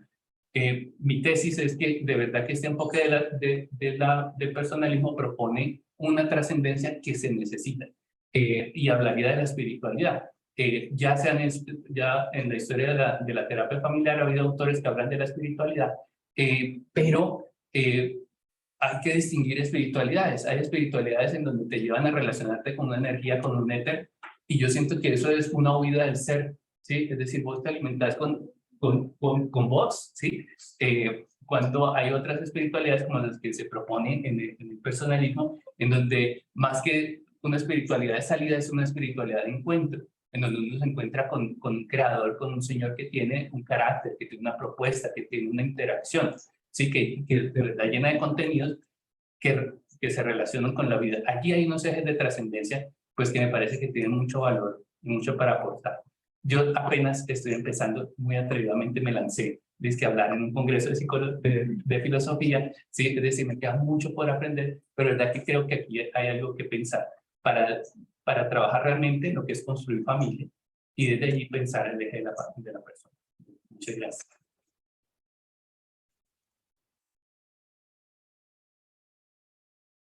Muchas gracias, René, por ponderar y justipreciar elementos de la filosofía y la antropología como insumos para el quehacer y el oficio del psicólogo a través de esta aproximación sistémica que por supuesto intenta ayudar a la persona, intenta ayudar a la familia. Muchas gracias. Mucha suerte en ese camino que vas a iniciar. Gracias.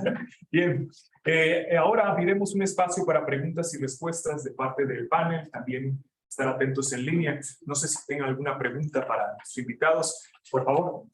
Bueno, primero, muchísimas gracias a los tres, de verdad que fueron muy didácticas sus exposiciones y las disfruté muchísimo. Yo tengo una pregunta para René. René, yo soy colega, soy psicólogo social también, y trabajo en una fundación con chicos y jóvenes en vulnerabilidad psicosocial.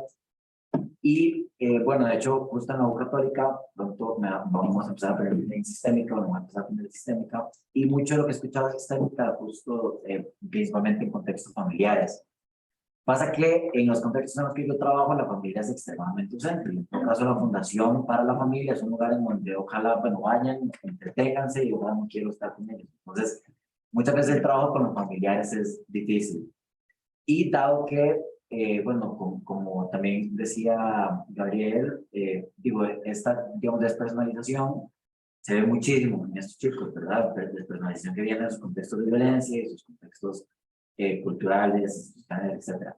Yo quería preguntarle si el enfoque sistémico puede trabajar con grupos más allá de la familia.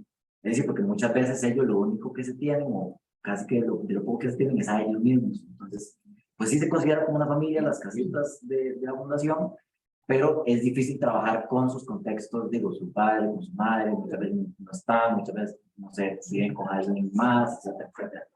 El enfoque sistémico podría aportar a trabajar con otro tipo de grupos y otro tipo de contextos de interacción más allá de los familiares, o sea, concentrado principalmente en la familia. Muchas gracias.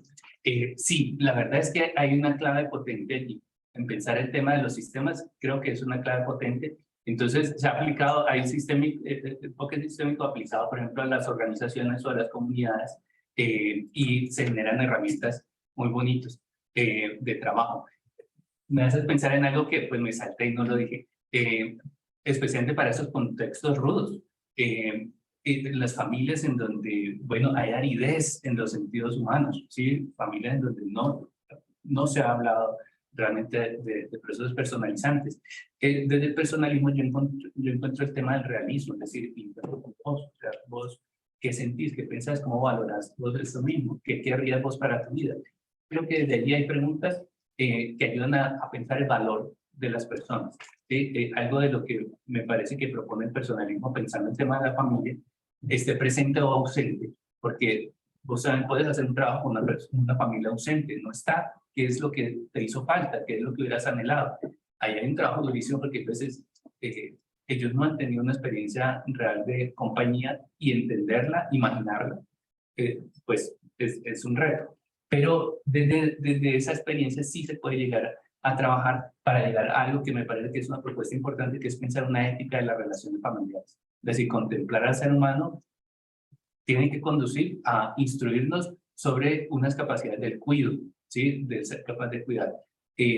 Disculpen, no me largo, voy a hacerlo rapidito. Pensaba un caso de una pareja de jóvenes más de 25, los dos que han tenido muy buena experiencia de ilegalidad y llegan a la consulta por una infidelidad. Ellos son como este Bonnie and Clyde, así se sienten. ¿Sí? El mundo es nuestro campo, pero aquí tú y yo somos todos, ¿sí? No importa quién nos llevemos adelante, pero cuando hubo la traición aquí, se tuvo la pregunta, la posibilidad de hacer la pregunta ética, ¿sí? La pregunta de qué es el amor conyugal, porque ellos estaban construyendo eso. Entonces, desde allí se puede reformar, o sea, se puede abrir oportunidades para luego pensar esa vida en lo social. ¿Sí? Bueno, Gracias. Imaginas, por favor, ahí atrás y volvemos aquí adelante. Bueno, primero que nada también quiero felicitar a los tres, muy interesantes las comunicaciones. Y es una pregunta, reflexión para Alejandra y para Gabriel. Bueno, me gustaría conocer su punto de vista al respecto. Así como lo plantearon, hemos pasado de los ejemplos de despersonalización, como lo describe Viktor Frankl, en la primera mitad del siglo XX, a procesos de personalización, una orientación completamente narcisista, ¿no? En la modernidad tardía o en la posmodernidad. A mi modo de ver, hoy en día, hoy en este contexto, son dos ángulos del mismo problema, de un problema existencial que podemos observar en la sociedad contemporánea, ¿no? Sí, hay más individualismo, pero este individualismo es deshumanizante, ¿no? Entonces, yo me preguntaba, ¿cuál sería la orientación, ¿no? ¿Cómo repersonalizar, precisamente en ese sentido, más humanizante, más humanizador? No sé si entre sus reflexiones en la preparación de ese trabajo algo puedo identificar en ese sentido, me gustaría conocer sus. Bueno, yo creo que con Lipovetsky uno de los problemas que plantea es justo eso. Tenemos una sociedad que está individualizada, pero yo creo que para él la individualización no necesariamente tiene que ser sumamente negativa, sino que se pueden encontrar algunos aspectos positivos en esta hiperindividualización, ¿no? Y entre algunos de esos aspectos positivos que él menciona, es que, bueno, anteriormente, en la modernidad o previo a eso, no se le daba tanta importancia, por ejemplo, a la persona. O sea, Lipovetsky no es personalista, eso es importante mencionar porque no lo es. Pero yo creo que al rescatar este tipo de cuestiones, se alinea un poco con Frankl en una propuesta en el que, bueno, sí, esta es la situación, este es lo que vivimos, este es el panorama. ¿Cuáles son las posibilidades que tengo ante esta individualización que yo le llamaría narcisismo, no? Entonces, Lipovetsky dice, bueno, no es nada más el encerrarse en uno mismo. ¿Qué puedo yo tomar de la sociedad? ¿Qué puedo yo tomar? O sea, creo que lo importante de él es que a lo mejor no se aventura, como lo mencioné, al dar soluciones, porque creo que no es el papel que toman. No, creo que en ningún libro he visto que dé una solución de la sociedad. Pone, esto es lo que pasa, ¿no?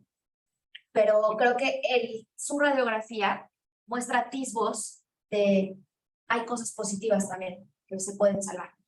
Y en esas cosas positivas que se pueden salvar, yo creo que entra la parte de no todo está perdido. A ver, si yo estoy en el vacío y no me queda nada más que el vacío del narcisismo, entonces pareciera que no tengo nada por lo que vivir, ¿no? Porque si mi vida nada más es esto, ¿qué más hay? Y entonces esa actitud pesimista que sí se ha tomado muchas veces, pues lleva a nada. O sea, es quedarme en la nada. Y quedarme en la nada, no hay vida, no hay, ahora sí que, como dice el nombre, nada. Entonces creo que ahí entra Frankl. Yo creo que su propuesta es también un poco, o sea, es personalizada, porque cada quien tiene un sentido de vida, el sentido de vida se encuentra. Entonces, como cada persona es diferente, cada persona lo encontrará en su propia vida de forma distinta, ¿no? Y por ahí, si es un individualismo, sí, hay individualismo en la propuesta de Frankl, pero creo que es un individualismo que apunta hacia la mejora de la persona. Cada quien tiene su sentido de vida. Yo puedo tener como sentido de vida mi familia, mi futuro esposo, etcétera. Para otra persona puede ser Dios, ¿no? Cada quien lo puede encontrar. Entonces, yo creo que ante eso es el reconocer que tenemos un problema como sociedad y como individuos. ¿Qué es lo que genera ese problema? ¿Qué es lo que genera este hipernarcisismo en la sociedad? Pero, ¿qué más hay? ¿Qué puedo hacer? ¿No? Y no es que yo diga, todos vayan ya a la logoterapia y sigan a Frank. No es eso, sino que es, creo que él tiene muchas cosas que se pueden rescatar y creo que el sentido es una de las que más puede servir para este problema del vacío. Amén. No, bueno, eso ya ella respondió un poco a la pregunta, pero yo con mis alumnos, o sea, yo creo que lo más importante es ayudar a la gente a hacerlos conscientes de su vida. No, yo doy clases de ética y, por ejemplo, habíamos los alumnos que me decían, estaban viendo la serie Euphoria, que es un desastre de serie, no la vean, pero entonces yo me metí a ver un poco de qué trataba y claro, les di una clase como, bueno, viendo cómo eso te hace daño, ¿no? Cómo tú te puedes hacer mal, pero cómo tú puedes ser infeliz siguiendo estas cosas y cómo puedes ser feliz viendo la otra cara de la moneda. Entonces, claro, cuando uno los hace consciente de eso, ellos se hacen responsables y ahí yo creo que empieza, bueno, un poco lo que decía Alejandra, no es un sentido como muy personal, pero uno lo que tiene que hacer es ayudarlos a ellos a descubrir. Ahí también yo creo que todo el personalismo, un tema que tocan todos los autores, es el tema de la responsabilidad. ¿No? Y el tema de cuando Julia Marías dice que la filosofía es una visión responsable de la vida, bueno, va un poco por ahí. Yo tengo que dar razón de mi vida, ¿no? Yo tengo que, bueno, quién soy y a dónde voy. Entonces también ahí la filosofía en esta sociedad es como muy... De hecho, el otro día estaba viendo unas noticias de unas empresas que ahorita contratan filósofos para que los empleados no se vuelvan locos o para que tengan... No, o sea, todo es como... Porque si no lo vemos desde arriba, bueno, lo que decía Fran, si no tenemos una cosmovisión, vives una vida irresponsable, que es lo que pasa mucho hoy. En cambio, si tienes una cosmovisión buena, que es lo que dice Elizabeth Lucas, que el cambio viene por un cambio filosófico, la persona sana realmente cuando cambia su manera de ver el mundo y tienes una visión responsable de la vida, la cuestión cambia. Y yo creo que va un poco por ahí, verlos cómo los hacemos conscientes de su realidad. Claro, esto y también el tema de la autenticidad, que yo creo que es como el gran ideal de la época de hoy, pero ¿qué es ser auténtico? Ser auténtico es hacer lo que hacen todos los demás. Ser auténtico es salir en TikTok haciendo bailes o ir a hacer labor social y tomar unos selfies y montarlos en Twitter. Y entonces eso no es auténtico. No, lo auténtico es cuesta esfuerzo, responsabilidad, sentido. Bueno, también ahí entra el tema del sentido heroico de la vida que se ha perdido. O sea, entran como una serie de temas, pero yo creo que todo empieza por responsabilidad. O sea, creo que por ahí. Muchas gracias. Vamos aquí al frente. Sí. Gracias. Para Alejandra, gracias a los tres. Las he disfrutado muchísimo. Para Alejandra, entendiendo, por supuesto, que no es personalista, mucho menos, pero tú anotabas la diferencia, ¿no?, frente al tema del vacío, que Lipovetsky lo ve como un rasgo del hombre. Entonces esto resulta o suena bastante determinista, ¿no?, frente a la persona. Pero dices, hay un atisbo ahí entre que reconoce algo positivo y negativo. No sé si con positivo y negativo te referías a bondad y maldad en el hombre, pero la pregunta y la duda es, ¿cuál es el papel que tú identificas de la libertad humana, si es que poder pone sobre la mesa, en frente al vacío? O sea, no, está determinado y no hay más, hay que ir hacia allá, o... No, yo creo que Lipovetsky es cero determinista en ese sentido. Yo no creo que él diga que todos los seres humanos, o sea, más bien, lo que hay que entender es que también Lipovetsky no hace antropología tal cual, ¿sí? O sea, no es que él esté hablando de los rasgos de la persona, sino que él habla de rasgos sociales, y esos rasgos sociales se pueden compartir en rasgos individuales. No necesariamente todas las personas van a presentar el vacío. Lo que él dice no es que, o sea, creo que el tono de su primer libro, que es La Era del Vacío, donde aborda específicamente esto, él compartía ciertas cosas con otros filósofos, como por ejemplo con Lyotard, con algunos que fueron parte de su desarrollo, como Cornelius Castoriadis, etc. Pero conforme va avanzando en sus obras, deja de tener un poco esta parte que digamos radicalizada, por así decirlo. Y entonces él comienza a decir, a ver, la sociedad está de esta forma, pero eso no significa que sea completamente obscura, ni mala, ni... ¿Con qué lo comparo? Por ejemplo, con la visión marxista de Baudrillard. Él es muy dado a hacer crítica a Baudrillard, a Pierre Bourdieu, etcétera, por lo mismo que dicen, a ver, sí, la sociedad, ejemplo, es hiperconsumista y entonces no podemos salir del hiperconsumo porque estamos en una sociedad capitalista y entonces ya no hay salida de nada, ¿no? Y eso sería resumir, porque cualquier persona que estudia Baudrillard pues sí me diría que es ese resumen que va a hacer, pero a grosso modo. Y yo diría que él no. Él te va a decir, sí hay opciones, el ser humano puede tomar opciones, y eso es lo que él denomina el proceso de personalización. Que ojo, el proceso de personalización es paradójico. Como me puede llevar a tomar decisiones completamente hacia el vacío, como también me puede ayudar a mí como mejorar como persona, porque tengo todas las opciones disponibles para yo hacerlo. Si yo decido encaminarme hacia algo malo, pues ahí está lo malo. Pero si yo decido tomar algo bueno, entonces lo puedo tomar porque ya está disponible para mí, ¿sí? Entonces yo creo que ahí se encuentra la libertad. Yo creo que él habla mucho sobre esta libertad que tenemos como sociedad y que tenemos como individuos. Y si no hay libertad, pues no puedes tomar ninguna decisión, no hay proceso de personalización. Por eso creo que él no es determinista. Bien, no sé si hay alguna otra pregunta, si no, para pasar. ¿Tenemos una pregunta en línea? Sí. Si me ayudas, por favor, a leerlo. Sí, claro. Gracias. Sí. Lorena pregunta cómo el individuo regular que no tiene una educación filosófica o la posibilidad de buscar ayuda terapéutica, puede tomar conciencia de su narcisismo, y encontrar sentido en la vida. Pero no nos dijo a quién se la hace. A los presentes, ¿quién gusta empezar? Por favor. Porque me quedé pensando en la pregunta anterior. Acabó. A Y todos. Gracias. Esto está hecho para la persona, ¿no? O sea, esto no es de extraterrestres, ¿sí? Y es de gente, no. Esto es lo propio, es lo que brota, que de pronto hay que acogerlo en los hogares, en las relaciones de amistad, en las relaciones de compañerismo. Es decir, hay veces lo que ha paralizado los procesos, pienso yo, de generar sentido, ha sido las frustraciones y la soledad, los desencuentros. Pero cuando en el marco de un cariño, de un reconocimiento, lo que decía, eso es natural, la persona comienza a encontrar qué es lo que desea. A veces encuentro personas muy, de verdad, muy desestructuradas, y el trabajo no es por la mente, el inicio es por el sentido. ¿Qué es lo que tú deseas para tu vida? ¿Qué es lo que, dentro de todo este caos que estás viendo, qué es lo que anhelarías?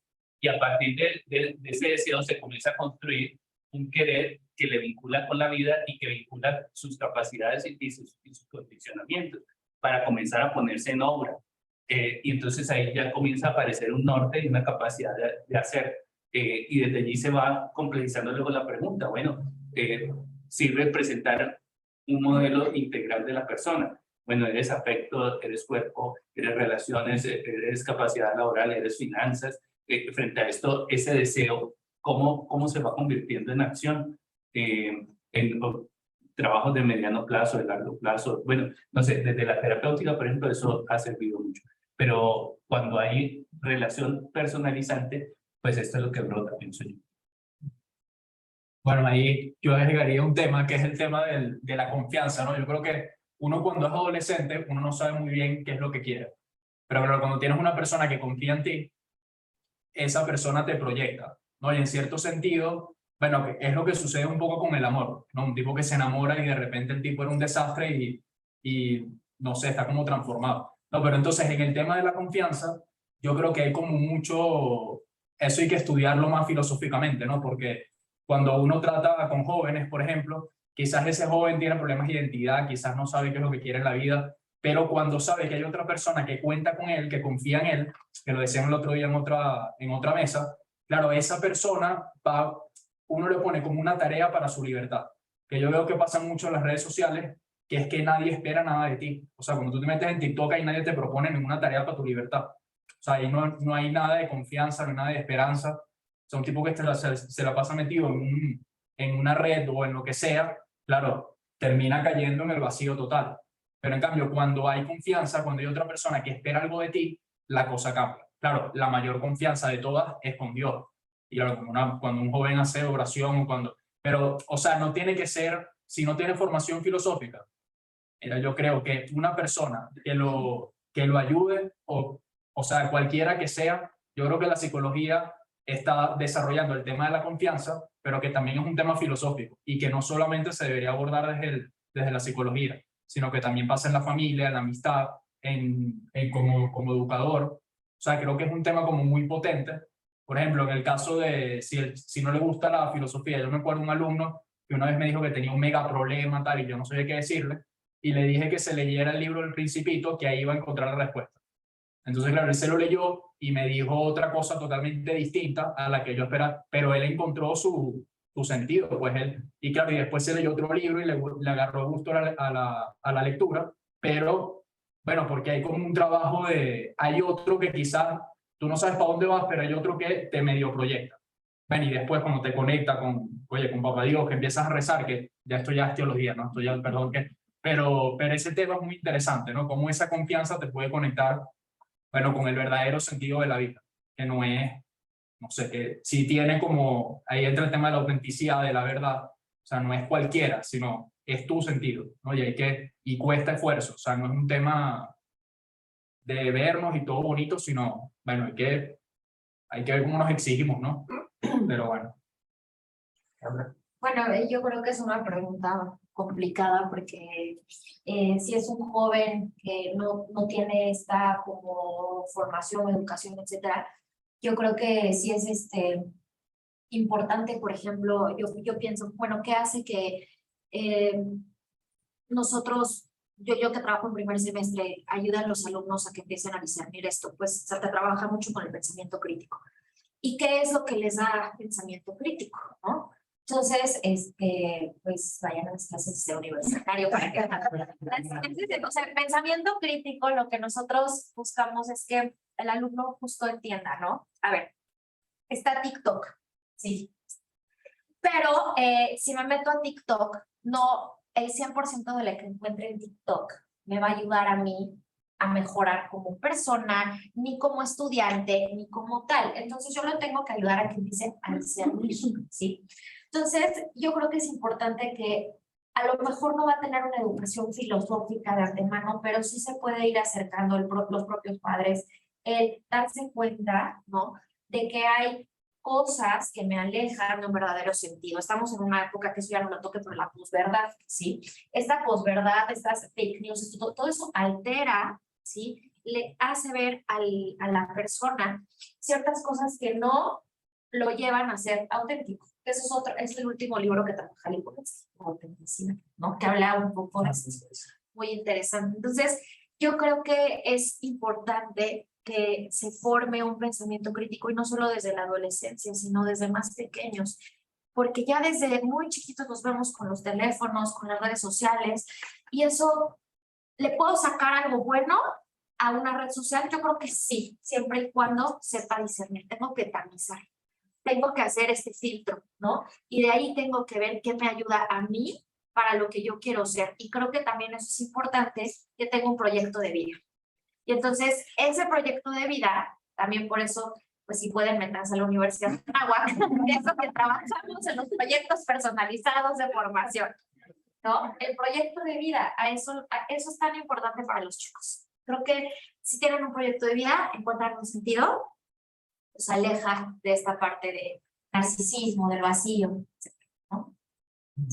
Gracias, muchas gracias. ¿Tenemos otra pregunta o es solamente yo? Es la única. Es la única. ¿Tenemos otra acá? Perfecto. Sí, por favor. Sí, bien. Muchísimas gracias a los tres. Interesantísimo el tema.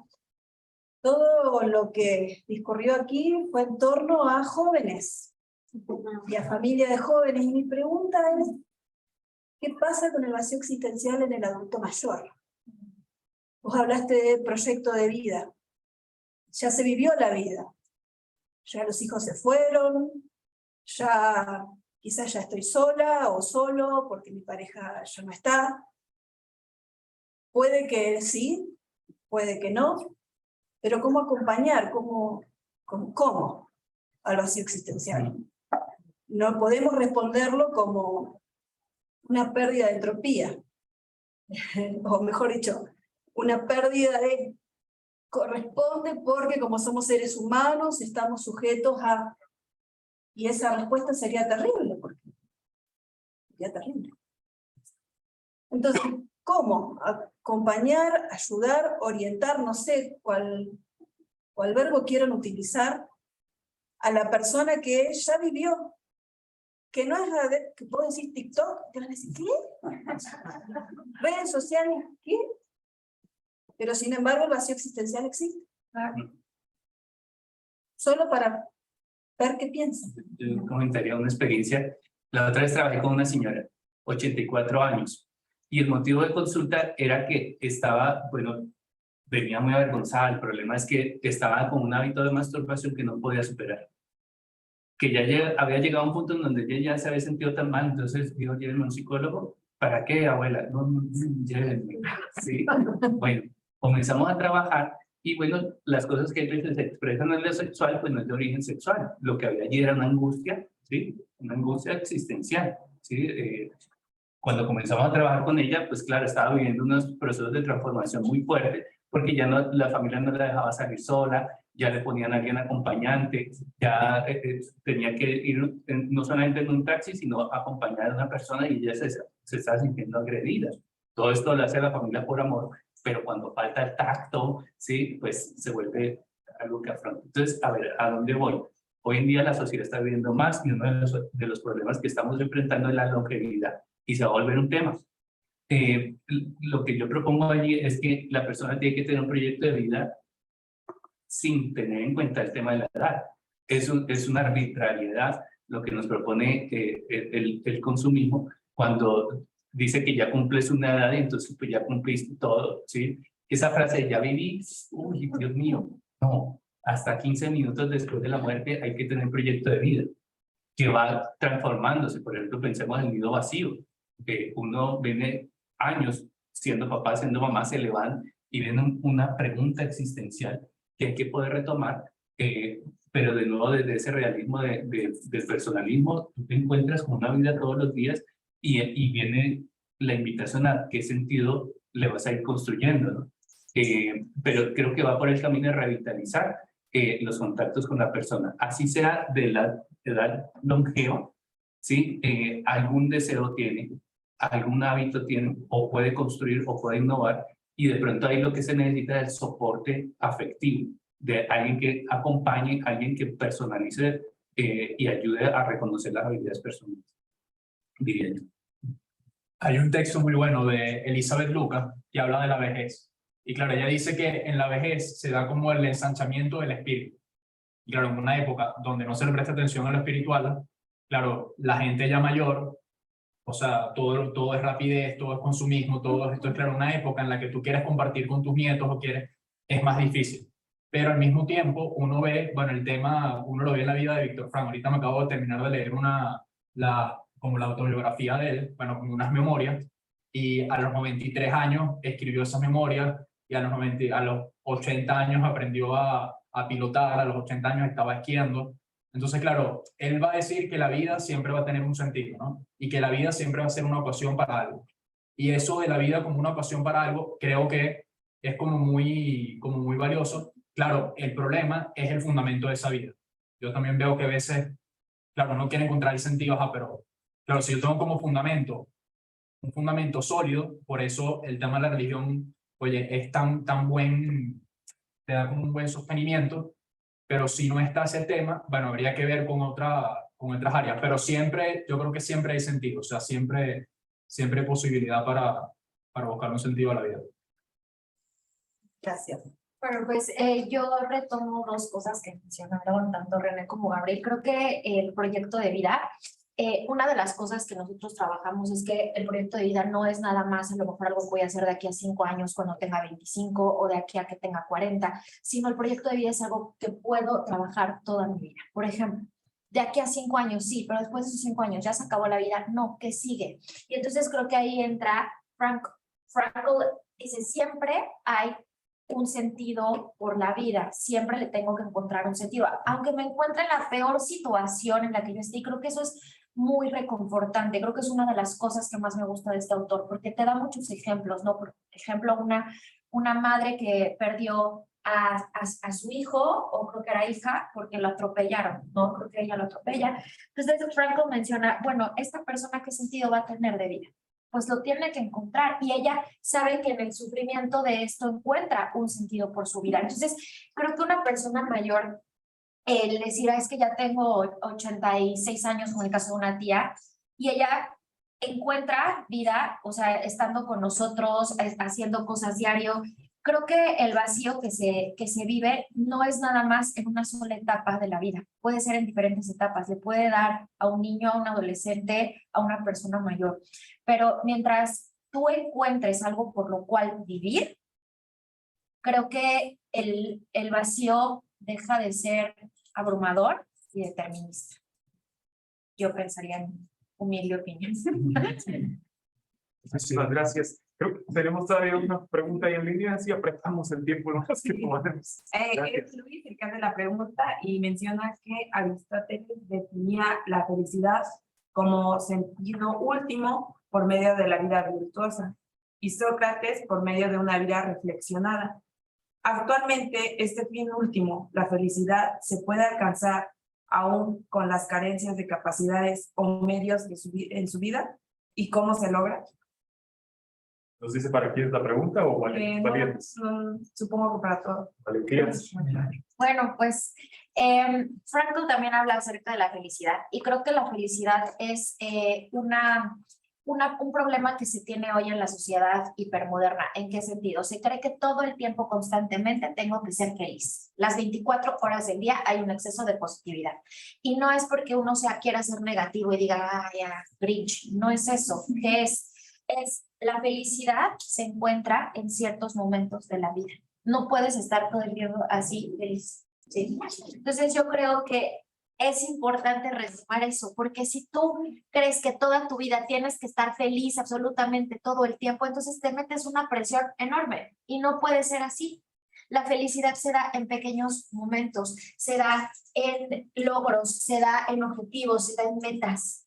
Y yo creo que eso es algo pues importante en pues sí, en un marco en el que se quiere que todo sea felicidad y que la felicidad se compre, que la felicidad está al alcance de una tarjeta de crédito, por ejemplo. Y no es eso. La felicidad es mucho más allá de. Sí, bueno, y que la encuentras cuando dejas de buscarla, ¿no? O sea, cuando no es la felicidad lo que busco, sino algo que le dé sentido a mi vida. Y también Aristóteles, es que esto con la profesora Nieves, ella nos decía, claro, que Aristóteles pone la felicidad como una receta a través de la virtud, pero yo creo que el concepto de lo mejor de Julián Marías también nos puede, o sea, no todos vamos a ser felices de la misma manera, ¿no? Y también el tema del sentido un poco por ahí. Y yo creo que lo interesante, por ejemplo, uno que trabaja con jóvenes, es ver cómo cada uno, bueno, va realizando su vida, va tomando caminos distintos, pero bueno, yo creo que uno empieza a ser feliz cuando deja de buscar la felicidad. O sea, y te dedicas a hacer lo que tienes que hacer. No sé si querías contestar, aportar. Sí, no, que estoy muy de acuerdo con eso. Yo pienso que de pronto, como en lo vivencial, más que la meta muchas veces la felicidad, pienso que desde los psicólogos al menos la meta es más bien la serenidad.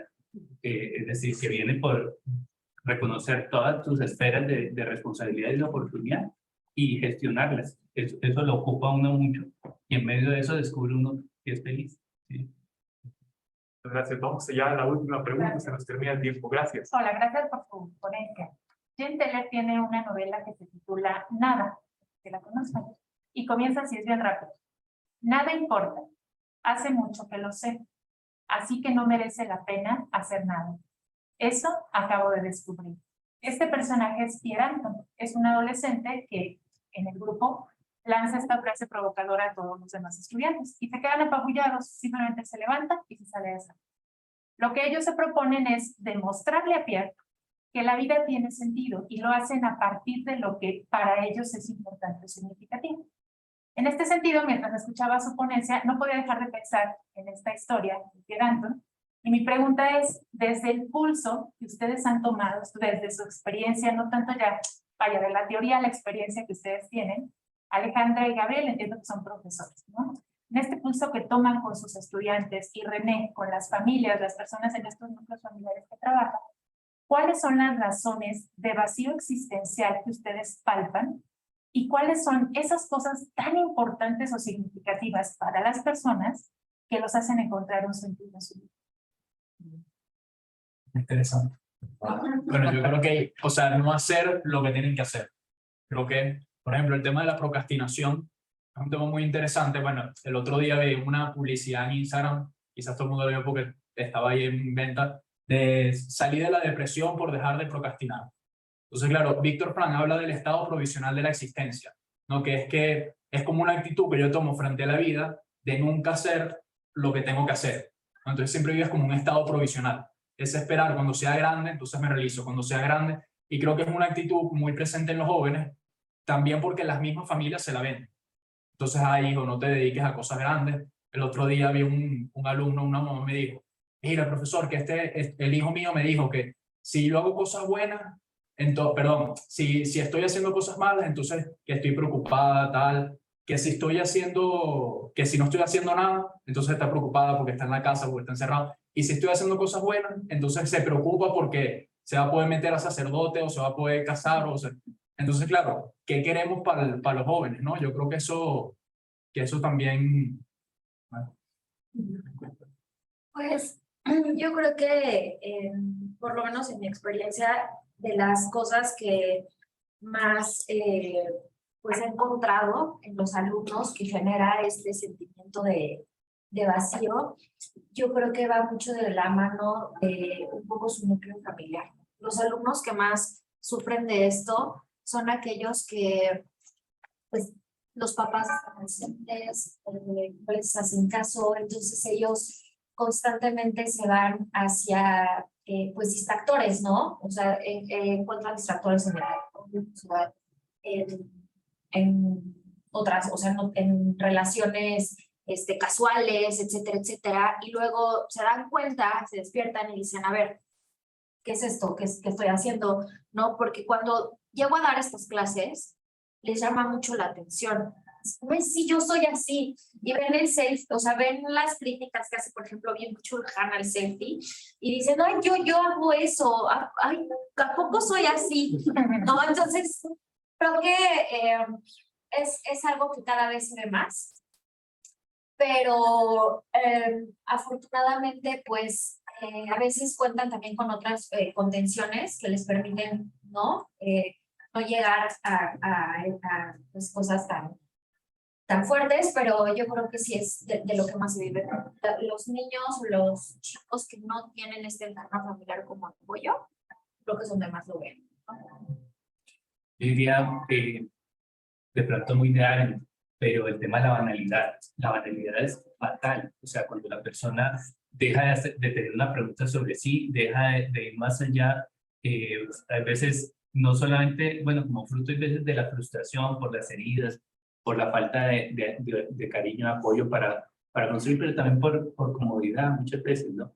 Entonces, la banalidad duerme a la persona y entra en un vacío de sentido que cada vez le resta más energía. Entonces, algo que hacer, pienso yo, bueno, vivir intensamente, pero no en ese sentido de vivir en la hiperestimulación, sino de ir descubriendo la trascendencia del ser, es decir, soy cuerpo, ¿qué hay con este cuerpo, no? Pero tengo una mente, ¿no? Entonces, ¿qué hay para la mente? ¿Sí? Para dedicarme a ampliar y a ensanchar. La cultura nos enseña cosas, ¿sí? Pero a veces vivimos en unos circuitos culturales, especialmente a los chicos, que los masifica y los empobrece. Y de pronto la tarea de los adultos es, y de todos, porque eso también es para los adultos, ensanchar los canales culturales, ver un poco más allá. Creo que eso genera dinamismo. ¿Sí? Yo diría que hay algunos elementos allí, pero especialmente ir encontrando en mí la capacidad trascendente me lleva a preguntarme sobre la forma en que me vinculo y cómo quiero hacer una historia. ¿Sí? Que hay, como dice Julián María, es que hay de mí, qué va a ser de mi vida, qué hay de mi historia. Creo que esas son preguntas cruciales. Bien, muchísimas gracias a todos. Hemos llegado al final de nuestra mesa en torno a Viktor Frankl. Agradecemos a los ponentes sus excelentes ponencias y a todos ustedes por convertir esta sesión de preguntas y respuestas en un diálogo abierto. Muchísimas gracias. Muchas